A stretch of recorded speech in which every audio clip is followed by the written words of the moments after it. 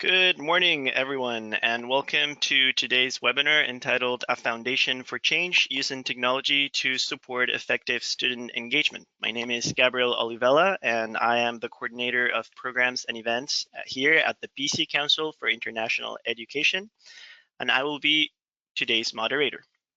I'm also joined by my colleague EJ Bryn, who is supporting me from the back end and will also be addressing some of the questions that you will post later on in the chat box.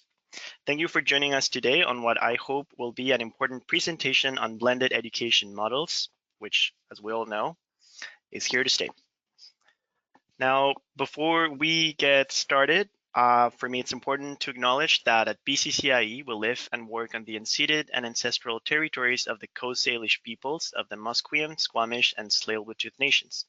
In addition, Patricia and Stephen, who are speakers for today, would like me to acknowledge on their behalf that they live and work on the territories of the Coquitlam Nation.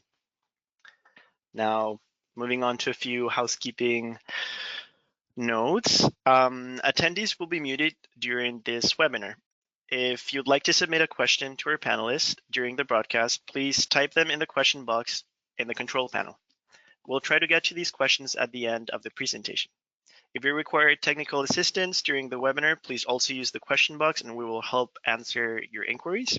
And now, without further ado, I would like to introduce our presenters, Patricia and Stephen, and I also invite them to turn on their cameras at this time. So, Ms. Garland is a Chief Executive Officer and Superintendent of School District number 43 of Coquitlam, located in Metro Vancouver, with 32,000 students in 71 K-12 schools, including almost 2,000 international students. Ms. Garland is a leader in intercultural and international education and is proficient in several languages. She has earned the accolades of her many colleagues and peers, including receiving the BCCIE Distinguished Leadership Award in 2012. In addition, Stephen Whiffen is the Director of Instruction and Chief Information Officer in the School District 43 of Coquitlam. He is a 20-year leader in educational technology, and Stephen founded the Inquiry Hub, named the most innovative program in Canada by the Canadian Education Association, and he was recognized as Canadian Educational Technology Leader of the Year by the Microsoft Connected Learner Conference. So with that, I will pass on the podium to Patricia and Stephen. Thank you so much for joining us today, and podium's yours. Well, thank you, Gabrielle, and we're so delighted to be here this morning, and thanks to all of you for attending. Coquitlam School District is located in Metro Vancouver in beautiful British Columbia. And as Gabrielle mentioned, we have 32,000 students, 2,000 international students, about 1,100 during the pandemic. We are a mix of urban and natural settings, and we have a major focus on STEM and technology, and of course our large international program. And so the STEM and technology focus has allowed us to build a worldwide network of partners, helping us to make education relevant for our students in the 21st century. Next slide. Takes a second, I think, for the slides to move over. So this morning, we're going to share with you our strategic approach through the Education Transformation Framework. We'll show you how the framework turned challenge into opportunity during the COVID-19 pandemic, and how we've been able to use this challenge as an opportunity to rethink and redefine our practices. Next slide. And why change? Why is this challenge an opportunity? Next slide. We know that the class of 2030 is in grade 3 now, and we've seen how exponentially the world can change due to unforeseen circumstances. We must prepare the students of today to thrive in the world of tomorrow, ensuring that they are equipped with the knowledge, skills, attitudes, and values to be successful, independent, and resilient. Next slide. The future is now. Virtual reality and augmented reality, collaborative artificial intelligence, 3D and 4D printing, computer-supported collaborative design, crowd-based collaboration are currently impacting the way we do business and the way we collaborate. Next slide. The Ministry of Education and the Province of British Columbia defines the educated citizen in terms of intellectual, human and social, and career development. And this definition has sustained us through many years of educational change. The emphasis is on lifelong learning and the core competencies of creative and critical and reflective thinking, communication and collaboration, positive personal and cultural identity, personal awareness and responsibility, social awareness and responsibility, all underpin the core curricular competencies in all areas of learning. And we see Michael Fullen's 6 C's, Stephen, please stay on the slide, thanks, and the C21 CEO Academy's 7 C's, as well as the International Society for Technology and Education, ISTE standards. Next slide. So the ISTE standards for students underline the importance of technology in developing the educated citizen. Technology will empower learners to pursue ideas, facilitate collaboration in the community and beyond, encourage creative communication, develop computational thinkers, challenge students to design and innovate, provide access to a world of information to help them construct their own knowledge, and develop effective digital citizens. Next slide. The SAMR model is a framework that orders strategies for classroom technology implementation into 4 stages: substitution, augmentation, modification, and redefinition. In each stage of the SAMR model, the use of educational technology becomes increasingly sophisticated. Substitution and augmentation strategies use EdTech to enhance learning and to add value, whereas modification of the definition of stages of EdTech, use of the definition of stages harness EdTech to transform learning and make new things possible. The COVID-19 pandemic has provided us with the opportunity to redefine our use of technology in order to provide creative and transformational opportunities to bring together students and educators to enhance learning as we create relevance and meaning that will transform the world of the 21st century. Next slide. As part of our Directions 2020 strategic planning process, we examined future trends that we anticipate will shape society and the education system over the next few years and beyond. In terms of human and social development, increased digital connectivity with the ensuing anxiety and mental health issues, coupled with socioeconomic disparity and the diversity of needs and backgrounds of our learners. In terms of intellectual and career development, the increasing complexity of our learning environments, and the importance of developing skills and competencies to deal with intelligent machines in a society impacted by the loss of personal privacy and security, environmental destruction, the importance of data, and the advent of artificial intelligence. Next slide. Cultural agility and a global perspective. In this globalized world, we want our children to possess the knowledge, skills, attitudes, and values to compete and to be successful. The OECD highlights the importance of global competencies and the importance for all students to develop intercultural understanding and the desire and ability to speak more than one language. Next slide.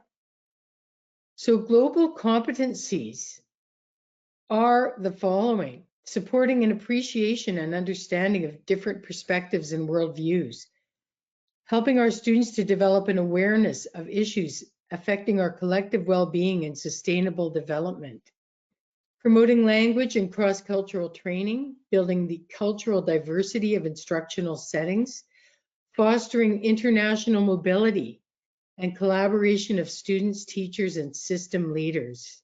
Next slide. And then there are the new literacies of the 21st century. Machine learning, as we mentioned, is so important to work with intelligent machines. And we will need the human, technical, and data literacies in order to be effective. Next slide. Entrepreneurship is a key part of our work and is really creative problem solving, transforming the world by solving big problems, inventing solutions to global issues and everyday challenges through experimentation, embracing the entrepreneurial spirit characterized by innovation and risk-taking, developing the skills and agility to participate in an increasingly competitive global market, and setting up businesses bringing together competencies, teamwork, sales and marketing, knowledge of legal frameworks, and problem solving. And that's so important in our international education endeavors. Next slide. Vision and strategic planning.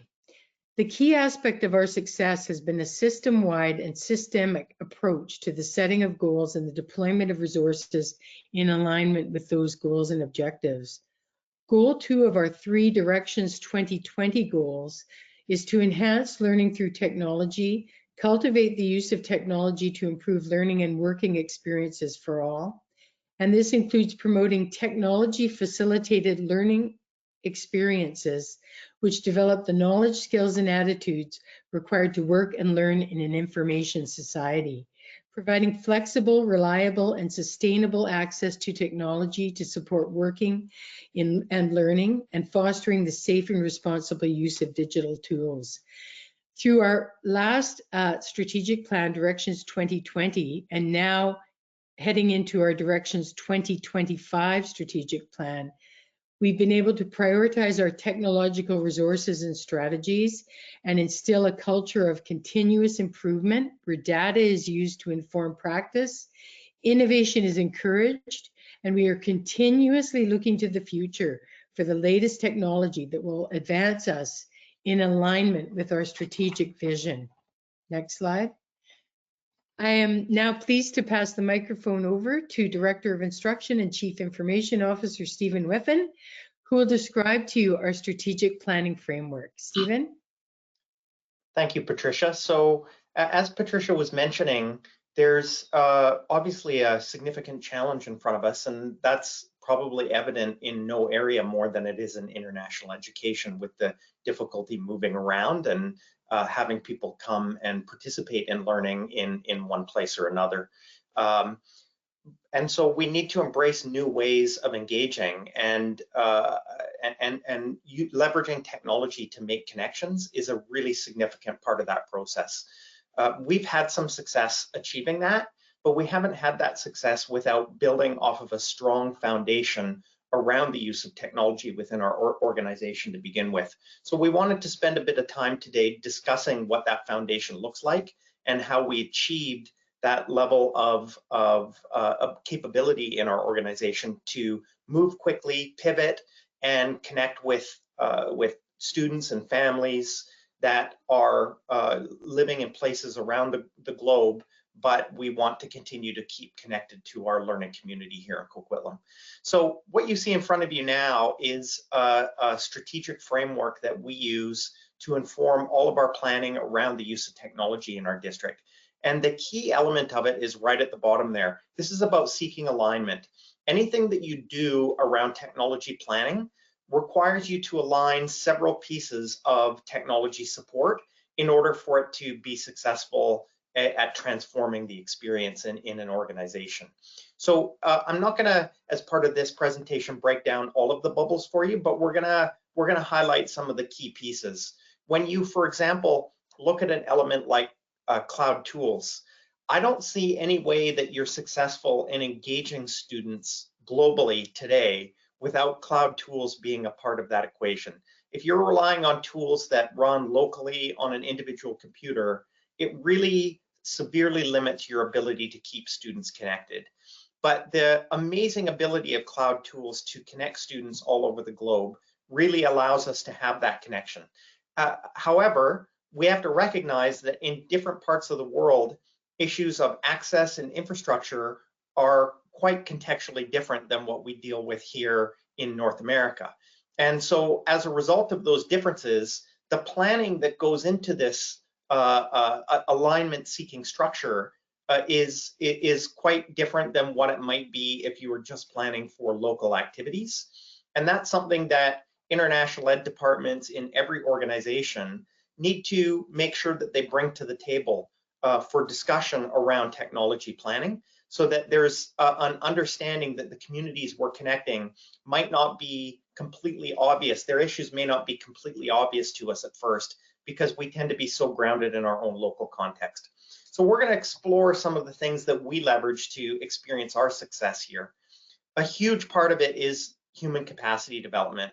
That really is the capacity of your teachers and your instructors to leverage technology to engage students beyond the physical classroom. We had two structures here that we rely on heavily. The first graphic you see with the 5 layers to it is kind of our overarching approach to professional development. And that approach involves some elements that are really familiar with all of us. There's notions of workshops, staff meeting, and other learning events. But we find that these type of events are only successful to spike interest. So we use them for that, but we don't expect them to be the type of learning events that transform the classroom practice. You need to play off of that into ongoing programs that are developing the capacity of your instructors and teachers to actually leverage the tools to change how they promote their practice. And Patricia talked earlier about the models of the SAMR model of transforming instruction, not just substituting. Substituting is a start, but substituting is not very engaging. You need to get to that place where you're actually changing the learning experience for the better, because you're leveraging these tools. That's not going to come just because teachers take a workshop. They need to do some ongoing learning. So we want to design programs around that. Then we want to identify our champions, and I guarantee every organization has champions out there that they can leverage. They already exist. The question is, are you leveraging your champions to transform the learning for all of your other teachers? That's something that needs to be organized and embedded in your structures. If you don't make that explicit in your learning structures, then champions are really just a bunch of individuals that work on their own, and in some cases are actually counterproductive to the overall organizational cause. So organizing your champions into explicit mentorship programming is a very important step. Then we want to personalize the learning experience, and I'll dig into that a bit more in a moment. The final piece is to organize your resources that you provide around all these layers. So again, you put this all together, the term that comes to mind for us is alignment. You need to align all of these pieces to experience success. Now, the pyramid that you see next to it, that is our personalization structure. So I talked about the personalization layer there. We utilize a tool called the Pedagogical Help Desk, similar to a technical help desk. And it's a system where a teacher can ask us for assistance in how to use a tool instructionally. Not just how to solve a technical problem, but how to solve an instructional problem. How do I use this tool to move my class content online in a way that ensures best practices in place? And we put together a team of teachers that helps them do this. Access to that team is provided through our Pedagogical Help Desk. When requests come in for how to change their classroom practice, these layers that you see here kick into place. So it's all built on a foundation of data where we constantly improve the system based on the requests that are coming in. And then for 60 to 70% of the requests, we simply can send them a knowledge base article with a little bit of how-to and information on best practice, and that helps teachers get over the hump. If they need a bit more than that, we provide live online support. Beyond that, we connect them with a local mentor at their school or a school nearby. And then finally, the final layer is school visits. That's a little harder to do today than it has been in previous years, but we still accommodate it as needed. And that can include layers such as team teaching. Some of that team teaching has moved to online classes now, where one of our mentors will go into a class and help teach an online class with the teacher to model best practice. These are the type of structures you need to transform that experience to support students remotely.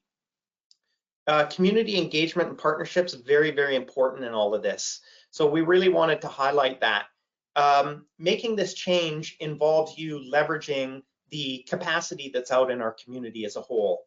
Industry-based connections are really important to that, making sure that you're leveraging knowledge and capacity that's out there, connecting to educational leadership in the community, forging relationships with mentors within the community, not just within your organization. And of course, we're all about making global connections. And so for us, this isn't just now, this has been long-term for us, but having those global connections, bringing them into our community, helping us understand the things we should be doing to make those connections more productive and relevant to people. This is all work that we need to be really conscious about and tending to right now. And then, of course, there's supporting your teacher community, as we were just talking about. That's about those programs, some of which we bring in using external expertise. For us, that included the Microsoft Innovative Educator Network that we're inviting our teachers to be part of, and allows them to learn in ways that go beyond our capacity we may have in our organization. And using tools like Microsoft Team to allow our teachers to constantly connect with each other in professional development. And then finally, really important, to find and maintain school and community connections for instructional purposes. That's about making virtual connections in the learning, and also understanding the local context of your students, because some of the learning that needs to occur in order for it to be authentic needs to leverage the local communities around them. When a student steps outside of their door and you want that learning to feel authentic, they need to be able to make connections to the learning in their community. That involves us understanding their community as best as possible. And of course, doing that on a global scale requires a lot of expertise and reflection. And then the final piece that we really highlight are future-ready schools, because this is something that was relevant prior to COVID, and I think has escalated in terms of its importance now for people. Everybody's understanding kids need to be developing relevant technology skills. For us, this was about what we call our STEM continuum, and that's making sense of what are the technical skills students need to have in order to be that student of 2030, that having those future relevant skills need to be front and center in our programming. So what does this look like in terms of transforming it into practice? Well, I'm going to start to dig into this a little bit by reflecting on the experience we had when the COVID shutdown occurred. So for us, we needed to move from this place of doing some of these things and having some of this capacity, but it focused on the physical time and space of classroom, to all of a sudden working remotely. And there's some learning from all of us, for all of us to take out of that. So in our context, of course, we're a K-12 environment. We already had most of our grade 6 to 12 students that were in one-to-one scenarios. So unlike some institutions, we didn't need to really quickly move out and find thousands of computers for students to deploy to students, because our 6 to 12 students were largely engaged already. We did have to do that at K-5 though. So we had a bit more focused emphasis. We had to roll out about 1,000 new devices to meet those needs. At K-5, we wanted to make sure we had a max of 1 device shared between 2 students. At 6 to 12, we wanted a device for every student, but we generally already had that. We needed to facilitate access for all. This is the infrastructure layer. You need to understand, if you're connecting with students, what their context is. Now, for us, our community is fairly localized for the actual Coquitlam resident students. We are able to very quickly make sense of the limitations that they had. But for those international students we had who were back home during this COVID experience, the context is different. You need to reflect on the capabilities they have differently, and making sense of that is a very important part of the discussion. Otherwise, we risk them being disconnected from the broader learning experience, and we didn't want that. So all of those knowledge elements need to come to the table and be addressed. Then we very quickly put together a daily webinar Pro-D series for teachers, focusing on remote learning strategies to quickly move the instruction, to keep it active, to keep kids feeling like they're engaged and the learning continues to happen, albeit in a totally different way in a very short period of time. But as Patricia mentioned, we wanted to make sure we treated that tremendous challenge as a tremendous opportunity. And so teachers were very receptive to having relevant practical Pro-D right from the get-go. And for us, that included daily webinar series around using strategies for remote learning. And to support that, we deployed a website to support teachers with that learning experience. And we expanded the mentor-teacher network that I talked about earlier, so that we had mentors, we ensured we had mentors embedded in every single school across our district. So I mentioned the website component to it. This is a screenshot of the instructional website that we put together. Again, in our case, it's K-12 focused, so you see how the design of it appeals to the K-12 level. Some of your contexts I know are a bit different, but the concept is the same. We wanted to have elements where we focused on learning instructional delivery practices. That particular link was emphasized there. We wanted to give them instructional materials. We needed resources for vulnerable students that weren't coming into the class every day. We had a place for storing the archives of our webinars, so teachers who didn't participate live could go and watch them on a daily basis. And then all the resources that are supporting this learning was all there at the most relevant stuff right at the teacher's fingertips. Very, very important in this. The result of all that was a very quick movement in our adoption rate. Now, I mentioned already, we're building off of a good foundation. So we had some pretty good numbers in terms of adoption of some of these tools prior to the COVID event occurring. What you see in that little flat line area in the middle is our spring break. We have a 2-week spring break. Everything kind of went quiet at that point in time, not atypical of how spring break is, but probably exaggerated a bit given that COVID was really becoming a major issue at that time. Prior to COVID, you see that we have about 35,000 possible users on a daily basis is sort of what we reflect on. So you see we had somewhere around 60% of them on a daily basis using Office 365 tools. Now there's a lot of little dots here. The one I want you to pay attention to is the orange one in the middle there. The orange one in the middle is Microsoft Teams. That is the key tool we're using for remote engagement of students. Prior to COVID, not only did we have about 65% of our users actively using Office 365 every day, about 40% of them were using Teams. We come back from spring break, you literally see the ramp up effect the week after spring break as we start to move to remote learning. Not only did we move to about 95% of our users using Office 365 every single day, 90% of those were actively engaged in Microsoft Teams every single day. So we had this massive jump in the engagement in the personalized connection tools that are built into our core platform. So this very quick ramp up and ability to engage each other and students using these communication tools was something that was very important for us. It allowed us to very quickly shift our approach from just adoption to best practice. And that's where those learning tools for teachers become very important. And the focus that we wanted to have is around emerging instructional approaches, keeping an eye on the reality that in the long term, we don't want to focus on remote learning, we want to focus on hybrid learning. And if we leverage this opportunity well, we come out of this with face-to-face classes reestablished, but never totally letting go of the new capacity we built around the use of technology. We don't want teachers to come back and say, oh good, the technology did its job while we were remote, now we don't need it. That would be a huge missed opportunity. So instead, we wanted to quickly shift our focus to the value of hybrid learning and the best practice around that.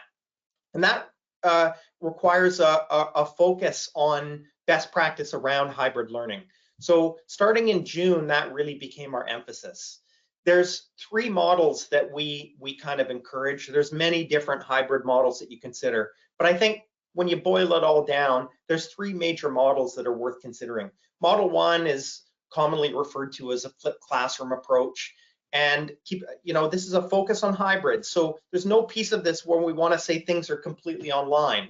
So if you look here, to the left, you kind of see the choice, the decision points that you have.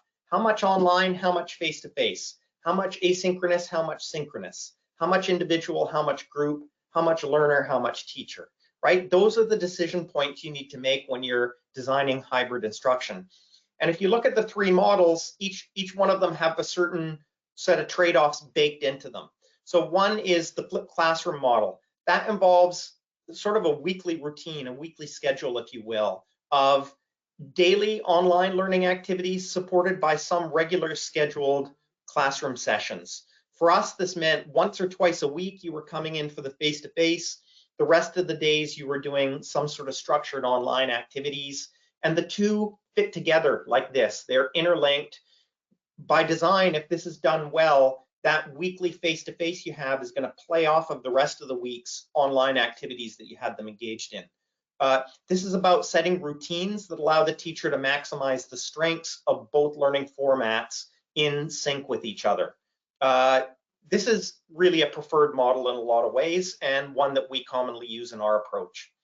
But another really relevant model, and I think works really well, for example, at the post-secondary level, or in cases where students need to be away for more extended periods of time, that's what I refer to as a learning events model.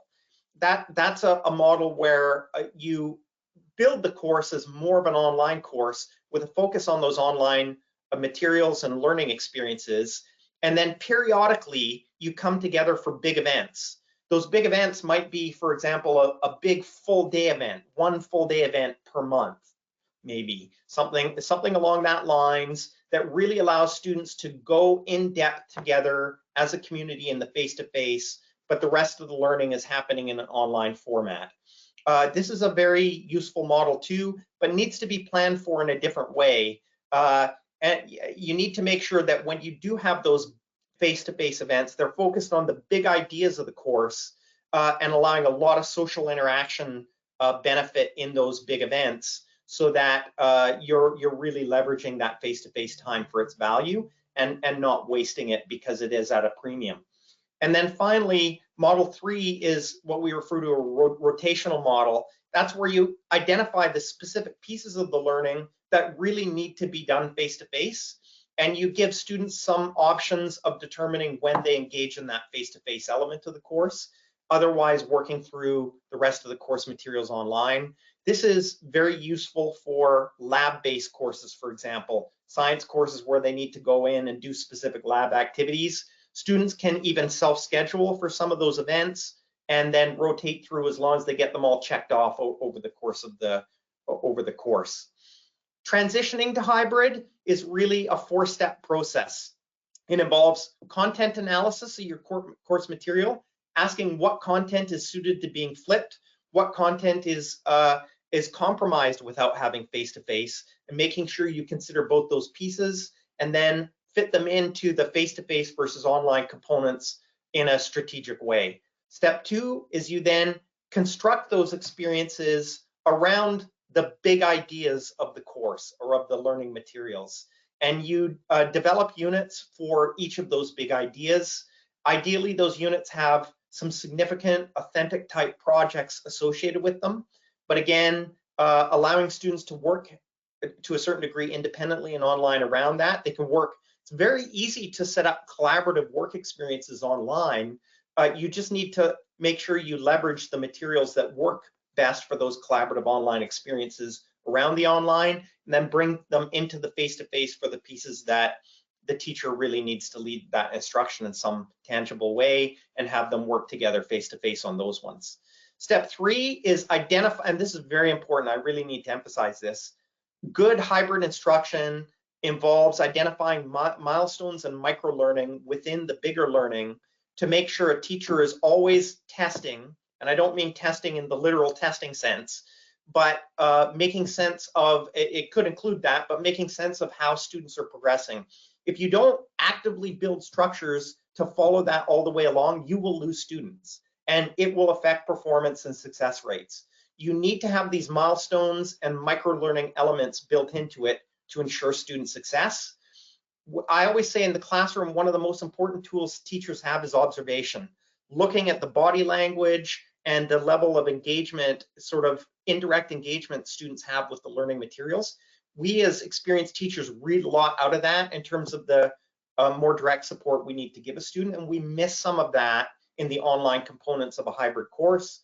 we need to find replacements for that, and setting milestones and putting microlearning in place is hugely important. That leads to step 4, is designing assessment and mentorship structures that support both forms of that learning. We must employ active assessment strategies. It can't just be summative, because we will get to the summative and realize we've lost a student somewhere along the way, and then our success rates will be badly impacted by that. So having those constant assessment pieces by design built into the work you do is incredibly important. This requires ongoing communication and commitment to that communication between the student and the instructor, and it should also allow for flexible demonstration and learning to give students the space to really demonstrate the learning in a way that's relevant for them. And then the final piece is, of course, you will consider new tools. And this is about investing in collaborative communication components and creating a culture of communication around that. For many of you, this centers around the content distribution system. Whether you're using a Microsoft Teams like we use, or whether you're using a learning management systems like a Desire to Learn or Moodle, whatever platform you have that's facilitating the content distribution, you need to look at its strengths and weaknesses with respect to facilitating communication and then bringing in media components that are going to enrich the course materials. And then those course materials may, may be some form of an e-text. You may, as you move to hybrid, have an opportunity to leverage some new capabilities in this regard. For us, that looked like maybe replacing some traditional paper textbooks with elements that were more dynamic websites to have content that actually is a little richer than what we're using in those paper-based resources. Again, that's the opportunity and the challenge here, and you want to explore those possibilities. And then you want to make sure your teachers are learning about media creation software so they can create some of their own digital content, whether that's by doing screenshots and demonstrating things that they captured live on screen, or just by doing a little video. So they have this little video lesson, which is very easy now. The cameras are built right into our devices. All a teacher needs to be able to do is capture that, and now they have a little snippet of learning they can put into their course materials that a student can engage with in a really positive way. We want to make sure teachers have the capacity to do that. And then the final piece is you may be stretching into some other innovative learning experiences like virtual reality. There's some really big challenges in how we facilitate that, particularly in the context of global learning, right?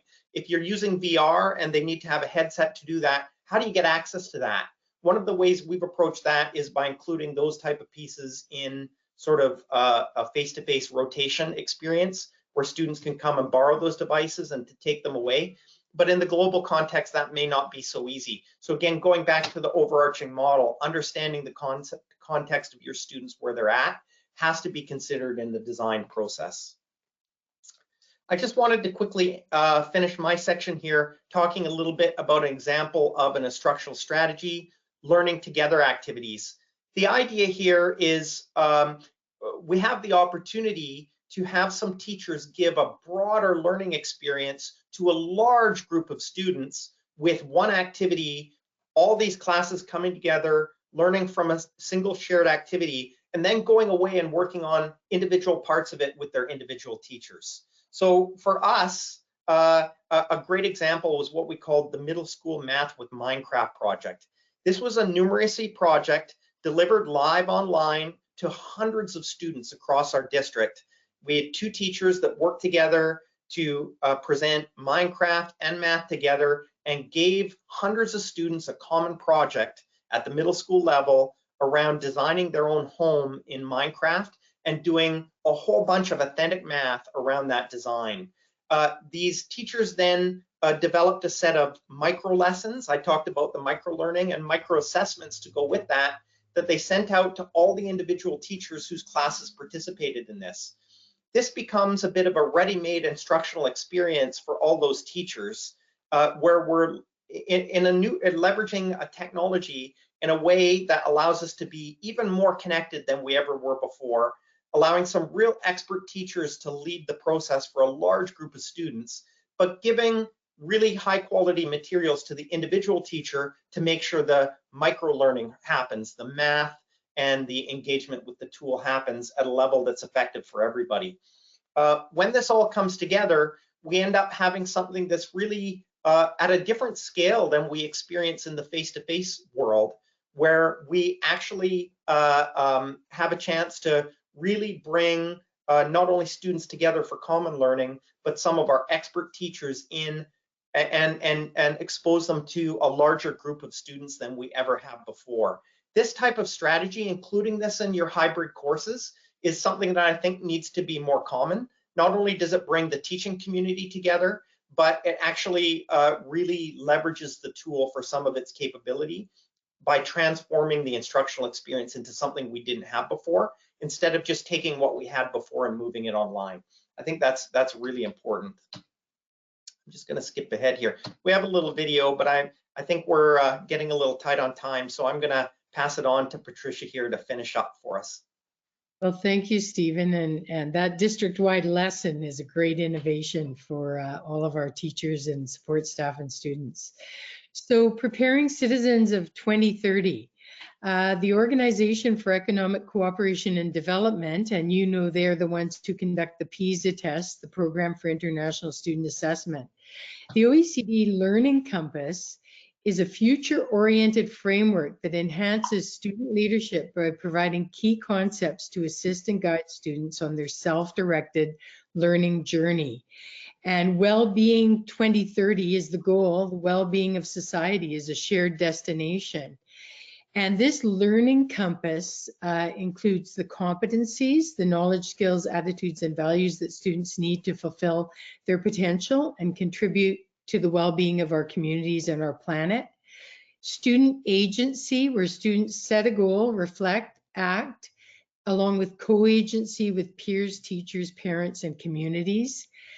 The core foundations of numeracy and literacy, data and digital literacy, physical and mental health, and social and emotional foundations, and the transformative competencies of creating new value, reconciling tension and dilemmas, taking responsibility, and seeing the well-being of society as a shared destination. And all of this is a cyclical learning process, including anticipation, action, and reflection. Next slide. In conclusion, we are preparing the citizen of 2030 in our schools today. Especially during this COVID-19 pandemic, what we are teaching and showing them about optimism, independence, resilience, creativity, and making a better world for the 21st century is so important. It is incumbent upon us to ensure that we are designing flexible learning environments to equip and arm our children for the technological world of the 21st century. Next slide. Thank you so much to BCCIE, the BC Council for International Education, Gabrielle Olivella, Randall Martin, Colin Dewar, Elizabeth Brin, and thank you to all of you for your participation and attention this morning. Please keep in touch with us, and we look forward to your questions.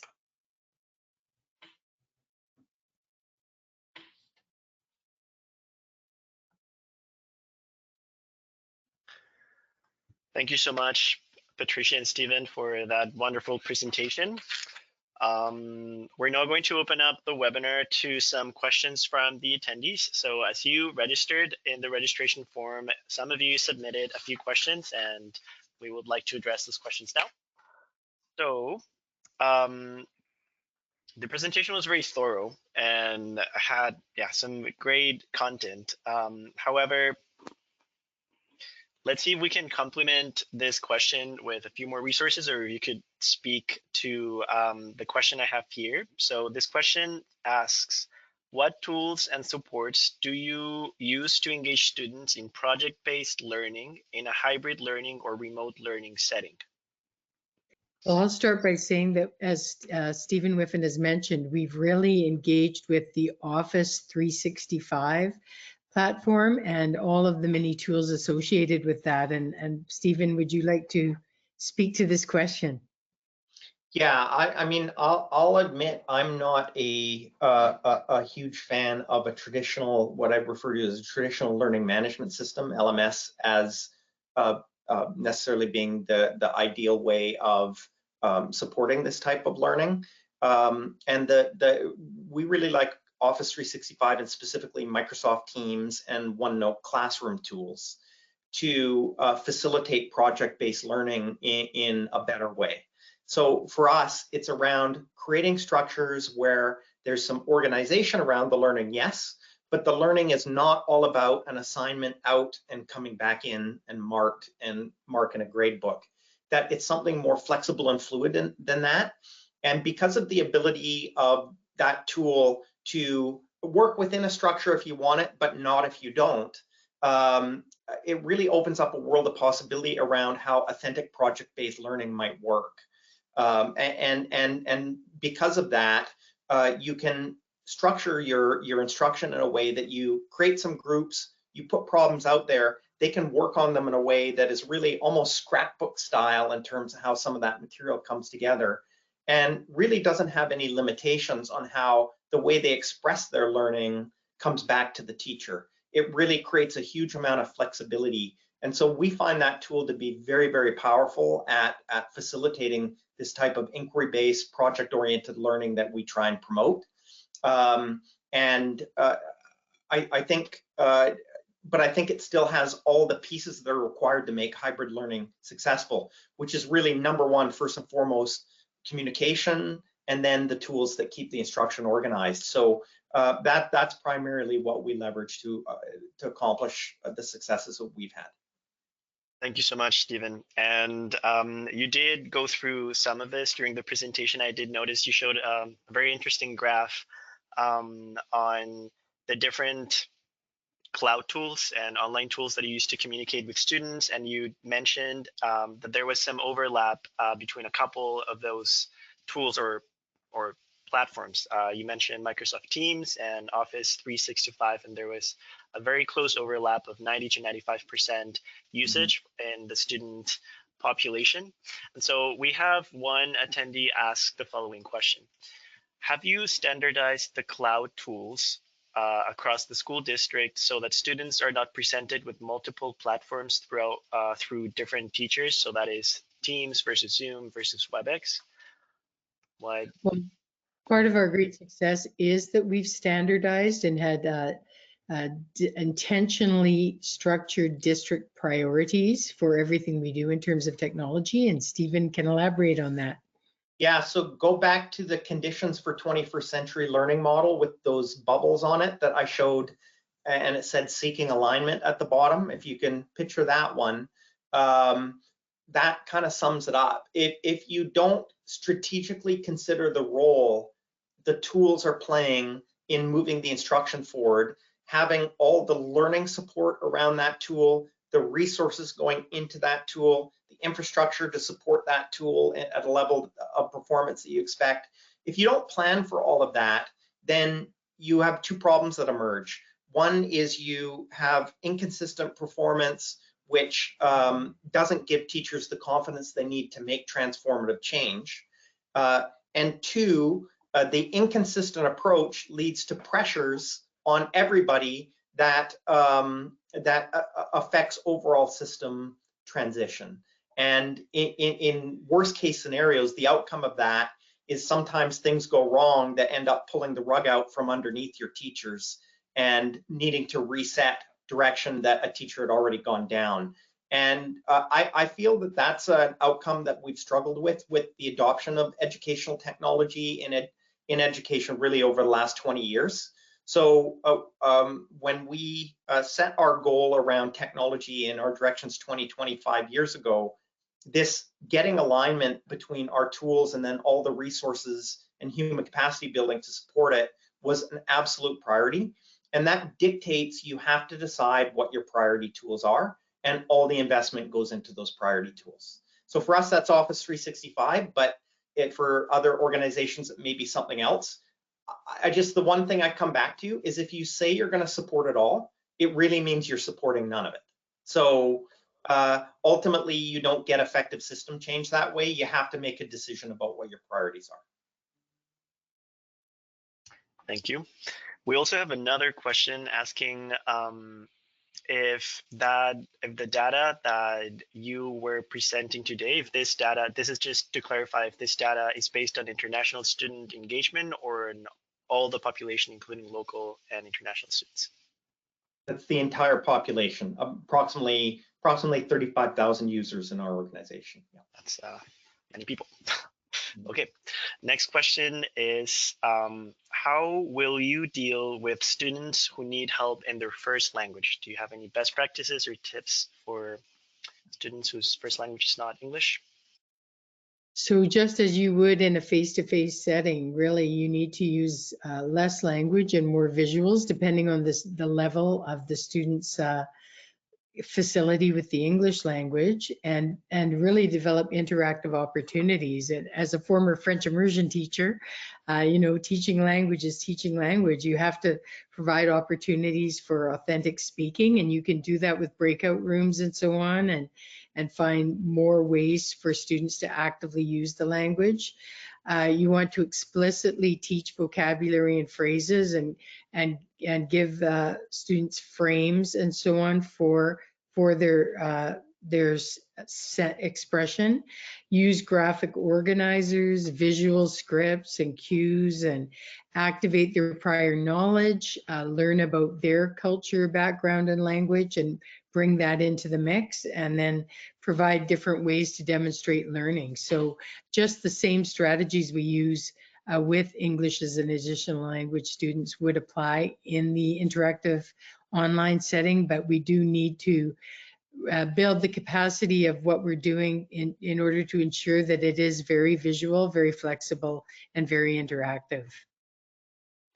And I would add to that, there's some amazing tools available to support it.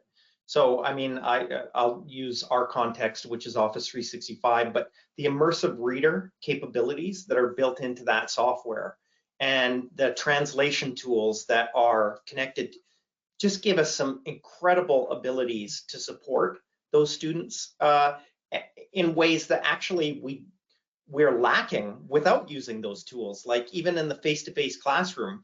So I think there's a huge opportunity in moving to hybrid learning to actually improve the level of support that we provide ESL students, because we have tools that maybe we haven't been leveraging properly.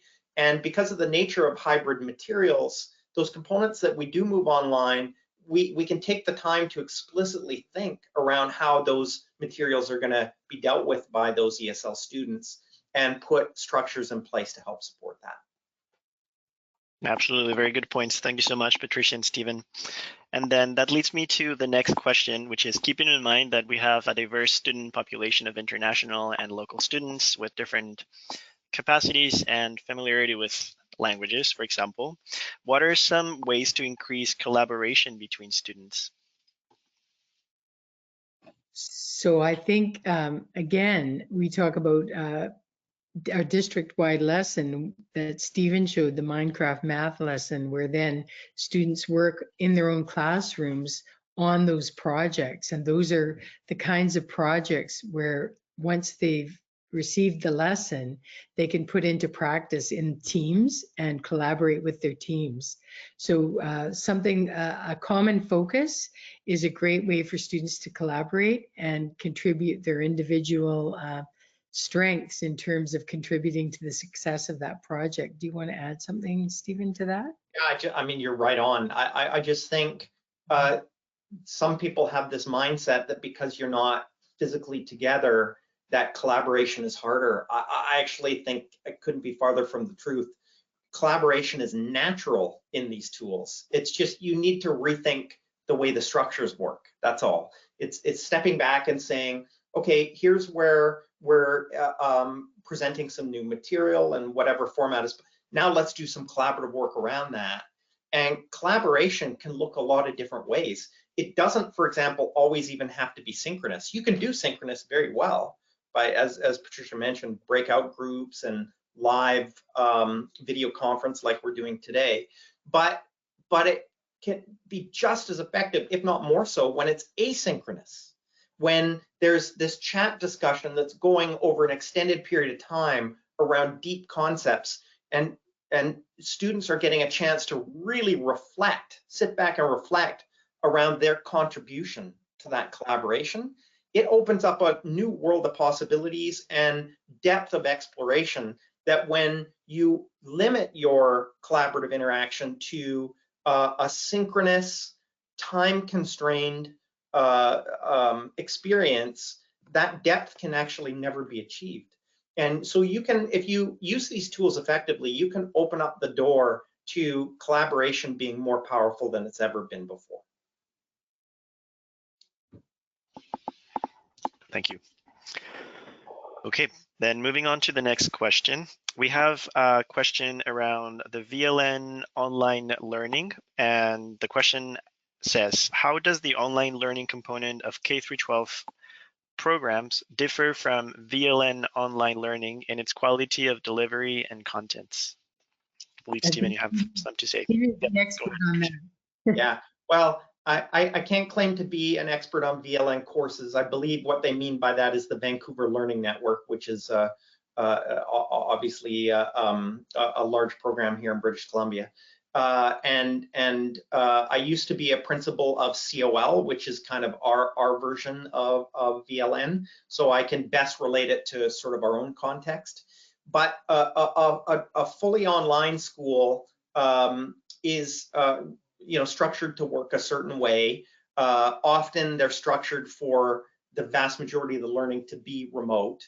And in our case, in the case of Coquitlam Open Learning, COL, we always included some blended instruction component because we were only targeting our local students. They would come in maybe once a month using one of those models that we described there.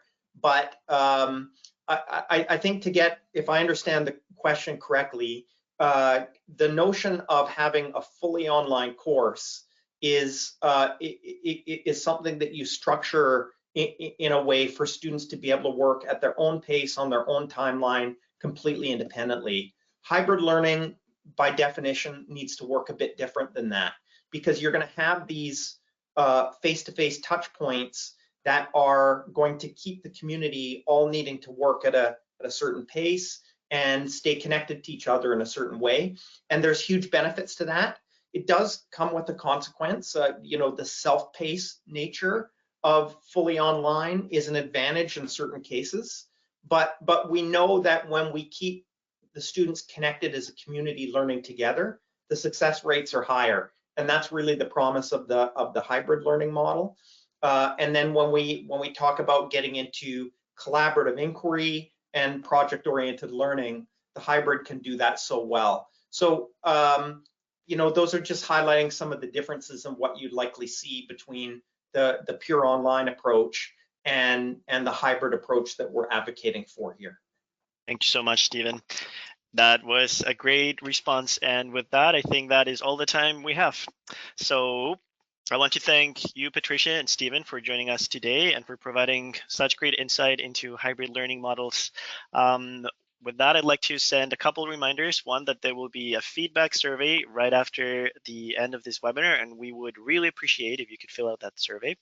And secondly, if you're interested in upcoming BCCIE webinars and events, please check us out on the website on the screen right now.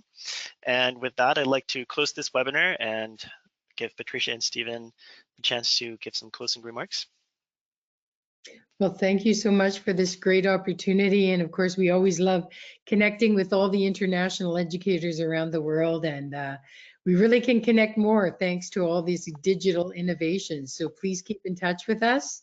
And we will be even stronger and greater despite the pandemic. We've learned so much from this challenge. Thank you for this opportunity, Gabrielle. Okay. Thank you so much and have a great day. Good afternoon and good morning, or good afternoon, that is, wherever you're joining us.